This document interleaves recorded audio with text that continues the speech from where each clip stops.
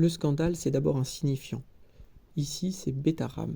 Alors le mot Bétharam, c'est du béarnais. Je ne le savais pas, je l'ai découvert. Et ça signifie beau rameau, de beaux rameaux. Il y a une légende qui explique cette nomination. Une fille locale se noyait dans la rivière et elle s'est raccrochée à une branche miraculeuse qui lui a permis de ne pas mourir noyée.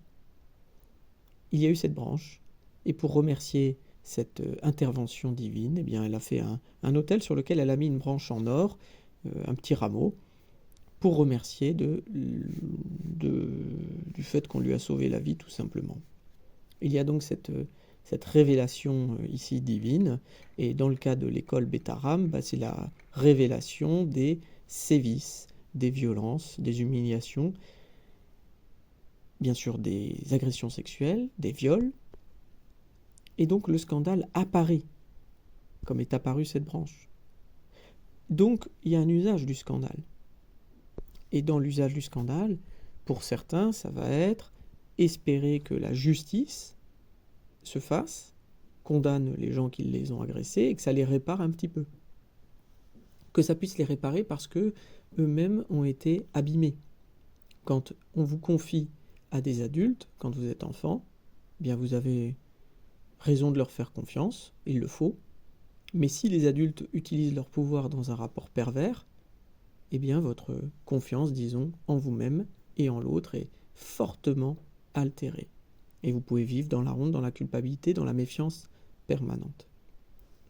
L'usage est donc salvateur pour certains, l'usage du scandale. Ça vient remettre sur la scène du monde ce qui en avait été caché, ce qui avait été rejeté.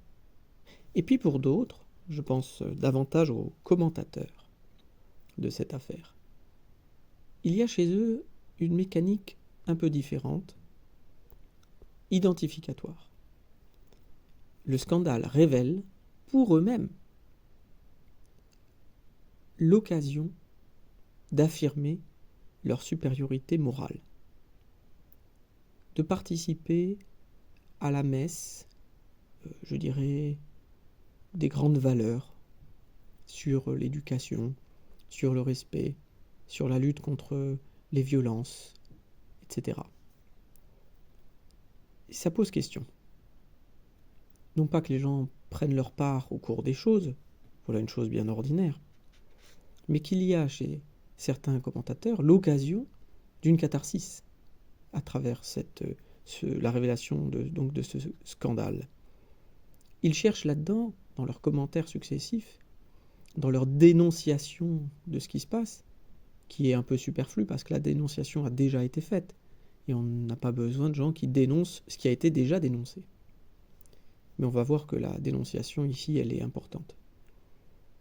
Ils amènent donc une bonne conscience et trouvent une paix, sans doute, à ajouter, une dénonciation à celle existante. Donc on a une logique identificatoire. Ils s'identifient aux victimes de ces adultes malveillants. Peut-être, et la psychanalyse nous montre qu'un scandale, finalement, c'est d'abord la révélation d'un jeu pulsionnel auquel tout le monde participe. Ici, c'est un jeu pervers. Notre participation est convoquée dès lors qu'on entend parler l'histoire. Dès qu'on entend ce mot de Bétharam, maintenant, on entend derrière l'arrière-plan pulsionnel pervers. La participation qu'a chacun dans sa propre pulsionalité vis-à-vis de ce qui se passe là, c'est ce qui est bien sûr rejeté par certains au profit d'une identification aux victimes.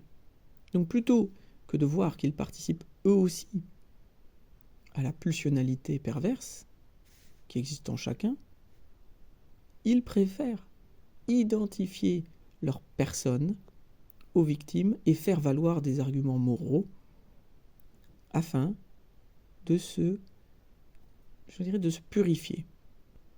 De se purifier du rappel qu'a eu sur eux la violence qui a pu être exercée par ces adultes. Dénoncer les adultes, c'est donc oublier de dénoncer toutes les situations où eux-mêmes peuvent participer activement ou passivement, à des rapports pervers.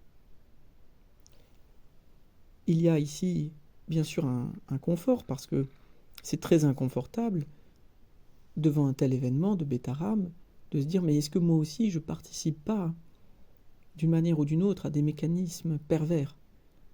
Est-ce que moi aussi, je ne suis pas pris dans des relations de cette nature? Alors au-delà du réconfort moral, qui quelque part pour eux-mêmes, entérine le refoulement. Ils font peut-être, parce qu'ils ont un grand besoin de dénonciation, il faut plutôt qu'ils se demandent ce qu'ils devraient vraiment dénoncer dans leur vie.